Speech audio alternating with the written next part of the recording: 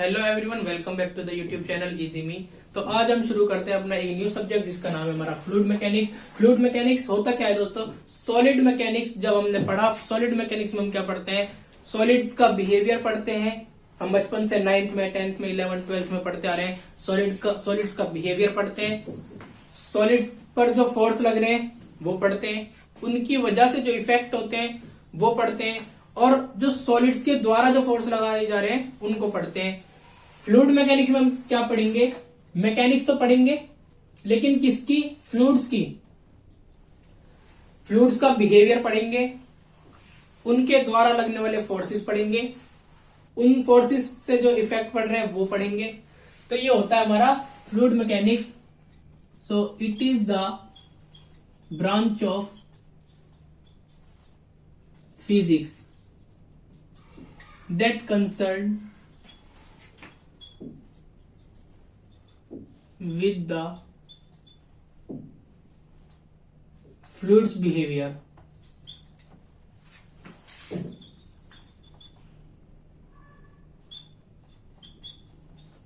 and the forces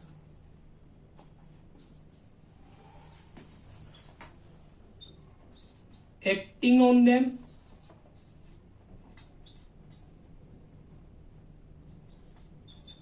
और bye them. तो जो फ्लूइड्स का बिहेवियर पढ़ेंगे और उन पर या उनके द्वारा जो फोर्सेस लगाए जा रहे हैं या उनके इफेक्ट को हम किस में पढ़ेंगे? फ्लूइड मैकेनिक्स में पढ़ेंगे। अब एक सॉलिड और एक फ्लूइड बॉडी में क्या डिफरेंस होता है वो देख लेते हैं।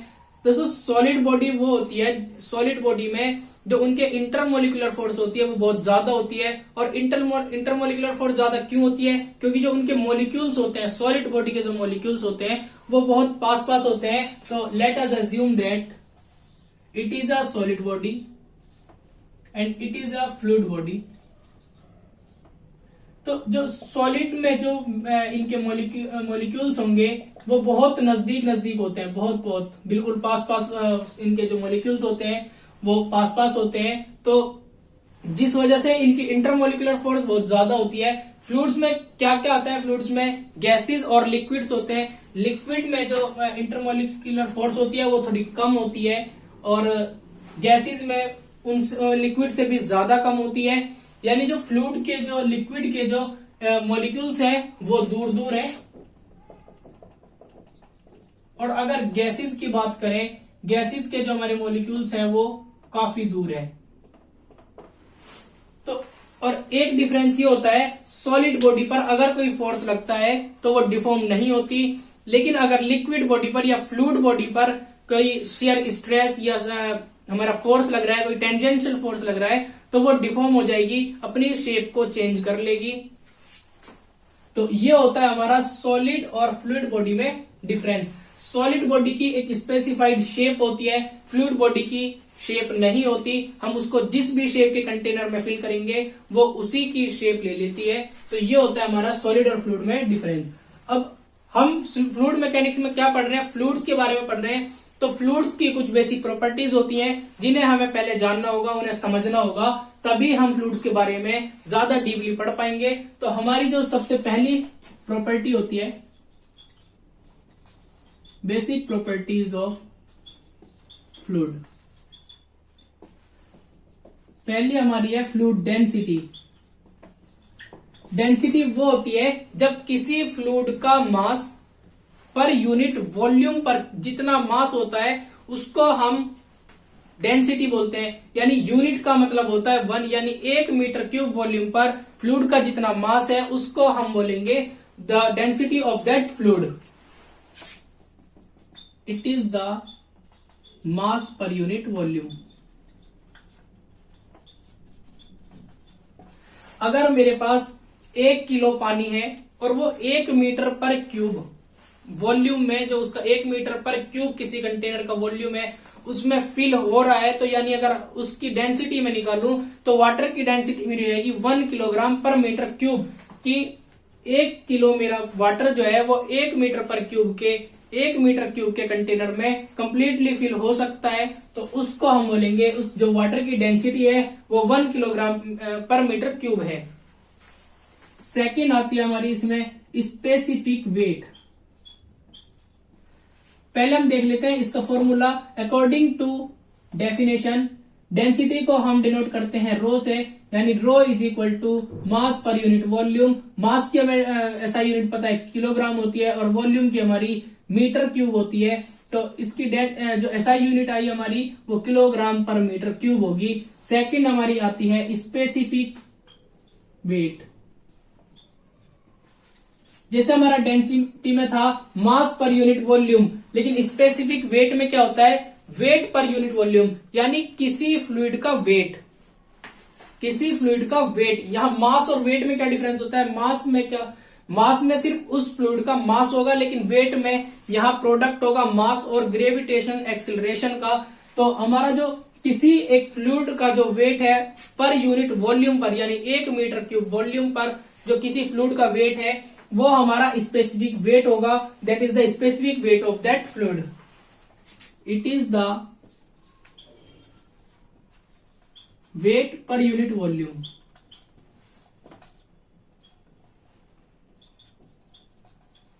तो देखते हैं अकॉर्डिंग टू डेफिनेशन, इसको हम डिनोट करते हैं गामा से, स्पेसिफिक वेट को। ये हो गया हमारा wait per unit volume. Wait होता है हमारा मास इंटू ग्रेविटेशनल एक्सिलरेशन, और हमारा वॉल्यूम है, अभी हमने देखिए ऊपर हमने देखा मास अपॉन वॉल्यूम।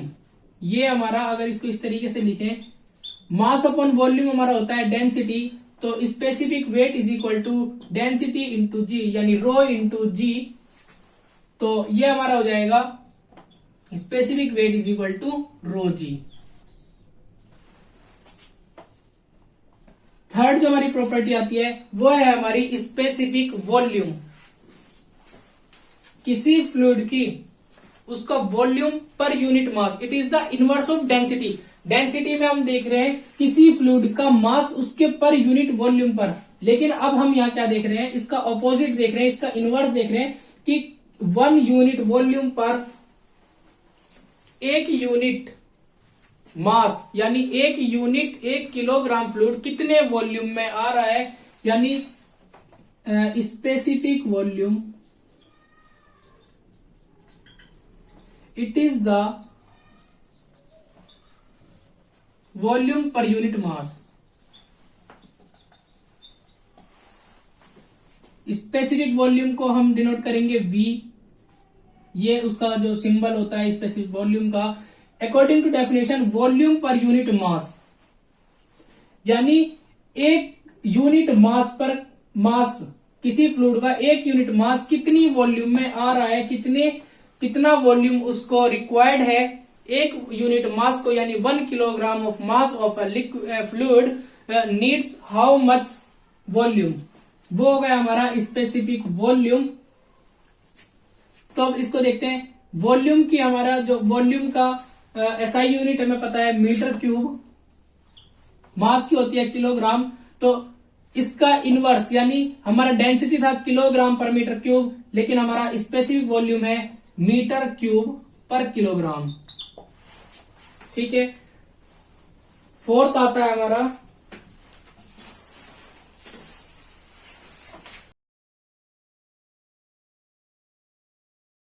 फोर्थ है हमारा specific gravity.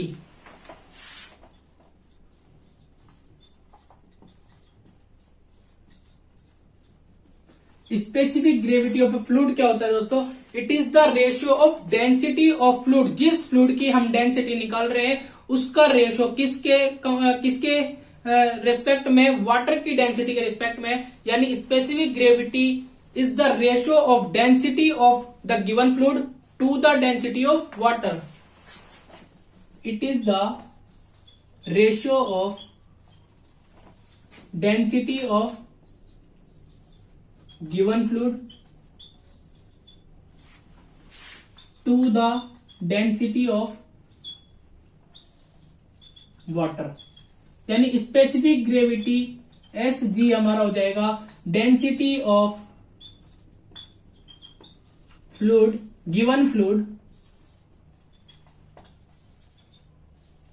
to the density of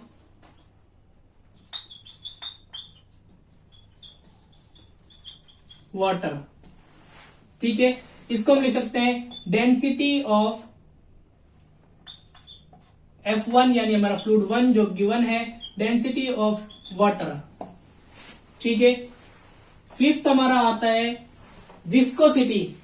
viscosity of A fluid क्या होती है? विस्कोसिटी होता है the resistance offered by the layer of a fluid. यानी अगर हमारा किसी इसको हम रिवर मान लेते हैं, ये हमारा रिवर बेड हो गया, और यहां पर जो फ्लूइड फ्लो हो रहा है, तो जो एडजेसेंट लेयर में जो हमारा रेजिस्टेंस ऑफर्ड होगा, फ्रिक्शन होगा, उसको हम बोलेंगे viscosity. Viscosity basically the resistance offered by the adjacent layer of a fluid. अगर हमारी यहां पर जो हमारी अपर मोस्ट लेयर है हमारी फ्लूइड की, यहां पर डेंसिटी जो वेलोसिटी है वो हमारी 10 मीटर पर सेकंड है, तो नीचे यहां पर कुछ जो हमारी सेकंड लेयर होगी, इसके बीच में कुछ ना कुछ रेजिस्टेंस होगा, तो इसकी जो वेलोसिटी होगी वो कम हो जाएगी। सपोज कि हमारी इसकी वेलोसिटी हो गई 9 मीटर पर सेकंड, नीचे जितना जाते जाएंगे हमारी वेलोसिटी कम होती जाएगी। ये मान लिया हमने 8 मीटर पर सेकंड, यहां हमने 5 मीटर पर सेकंड। तो ये अगर हमारा यहाँ डिस्टेंस 1 मीटर लिया, यहां भी 1 मीटर, यहाँ 2 मीटर, तो इस तरीके से जो फ्रिक्शन होगा, जो रेसिस्टेंस होगा, वो नीचे की तरफ बढ़ता जाएगा, क्योंकि नीचे प्रेशर ज्यादा होगा, क्योंकि जो हमारा वाटर का कॉलम है यहां पर प्रेशर ज्यादा होगा। यहाँ एक तो एटमॉस्फेरिक प्रेशर है, अपर मोस्ट लेयर पर एटमॉस्फेरिक प्रेशर है सिर्फ, लेकिन नीचे जहां जाते जाएंगे यहाँ पर ऊपर वाले वाटर कॉलम का भी वेट होगा, यहाँ इस वाले का होगा, यहाँ इस पूरे का होगा। तो सबसे कम जो वेलोसिटी होगी वो जो लोअर मोस्ट जो हमारी लेयर होगी उसकी वेलोसिटी सबसे कम होगी। तो विस्कोसिटी को हम लिख लेते हैं, it is the resistance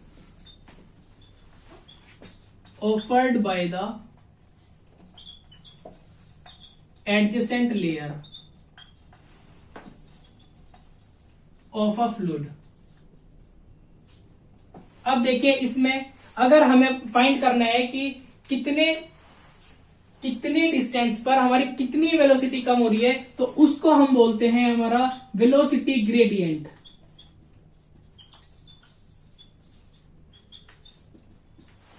velocity gradient क्या होता है? The ratio of difference in velocity to the difference in distance. यानी इन दोनों का रेशो किस किस का? जो हमारी वेलोसिटी, एक लेयर है हमारी, ये हमारी ए हो गई, ये हमारी बी हो गई, तो जो वेलोसिटी ऑफ ए है वो कितनी ज्यादा है वेलोसिटी ऑफ बी से, और जो ए से बी तक जो डिस्टेंस है इन दोनों का रेशो यानी dv velocity gradient is equal to dv यानी डिफरेंस इन वेलोसिटी अपॉन में डी जेड। ये हम let us assume that the distance between A and B is z. तो ये हो गया हमारा डीवी बाय डी जेड। ठीक है, अब हमारा नेक्स्ट जो आता है वो होता है हमारा विस्कस फोर्स।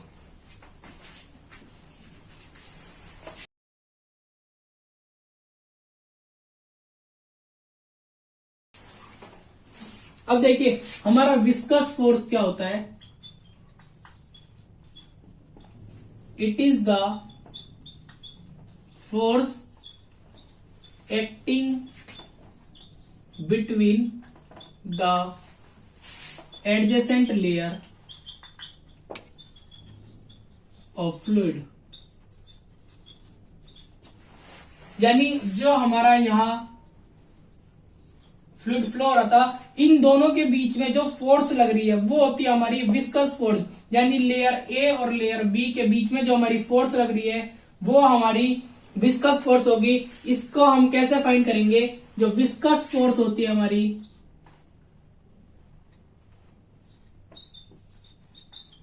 विस्कस फोर्स, इसको हम डिनोट करते हैं एफ वी से, यानी फोर्स का साइन होता है एफ, सिंबल एफ, और विस्कस फोर्स फाइंड कर रहे हैं तो हमारा एफ वी हो जाएगा is equal to is equal to नहीं, हमारा जो विस्कस फोर्स होता है is directly proportional to velocity gradient. जो अभी हमने पढ़ा था वेलोसिटी ग्रेडियंट हमारा क्या होता है, dv बाई dz। हमारा सॉरी विस्कस फोर्स जो हमारा वो डायरेक्टली प्रोपोर्शनल है वेलोसिटी ग्रेडियंट के। वेलोसिटी ग्रेडियंट है हमारा dv बाई dz। और आपको पता होगा हमारी जो विस्कस फोर्स होती है वो मैं बता दूं एरिया के भी प्रोपोर्शनल होती है। यानी जितना एरिया होगा, अगर एरिया बढ़ेगा तो हमारी विस्कस फोर्स भी बढ़ेगी, अगर एरिया कम होगा तो हमारी विस्कस फोर्स भी घटेगी। तो ये इक्वेशन 1 मान लेते हैं, ये इक्वेशन 2 मान लेते हैं। तो हमारी जो by equation first and second जो हमारा देखिए एफ जो हमारा विस्कस फोर्स है वो क्या होगी, directly proportional to A into dv by dz. अब अगर यहाँ प्रोपोर्शनलिटी का साइन हटाते हैं तो एक हमारा कांस्टेंट होगा एन माइनस ईटा। इस एन को जो हम बोलते हैं ये एन इज इक्वल टू ईटा बोलते हैं ए डीवी बाई डीजेड। माइनस का सिंबल इसलिए आया क्योंकि यहां पर जो फोर्स लग रही है वो फ्रिक्शन फोर्स लग रही है, रेसिस्टिव फोर्स लग रही है, तो इसको हम नेगेटिव लेंगे, नेगेटिव कंसीडर करेंगे। तो जो हमारा एक्सप्रेशन बना विस्कस फोर्स के लिए वो हो गया हमारा minus eta area into velocity gradient dv by dz. इस फॉर्मूले के थ्रू हम अपनी विस्कस फोर्स फाइंड कर सकते हैं। तो ये हमारा आज का लेक्चर। नेक्स्ट टॉपिक कवर करेंगे हम नेक्स्ट लेक्चर में। तो मिलते हैं नेक्स्ट वीडियो में। Thank you.